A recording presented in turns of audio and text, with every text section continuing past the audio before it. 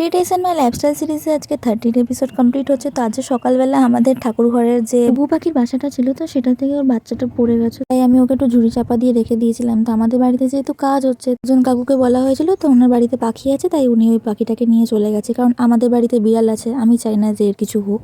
তো আজকে দুপুরবেলা একটু আঁকতে বসে গেছিলাম ছোট ঘরটায়। তো আজকে অনেকদিন পর ফ্রেমিং করে ছবি এঁকেছি, কেমন হচ্ছে অবশ্যই কমেন্ট করে জানিও। কিন্তু এই ঘরটায় এত গরম আর এত স্পেসের অভাব যে আমার খুব কষ্ট হচ্ছিল। এই গরমের মধ্যে নিজেকে না ভাপিয়ে চানটা করে নিয়েছি চুপচাপ ভালো মেয়ের মতো। তো চানটা করে একটু ফ্রেশ লাগার পরে আবারও আঁকতে বসে গেছিলাম।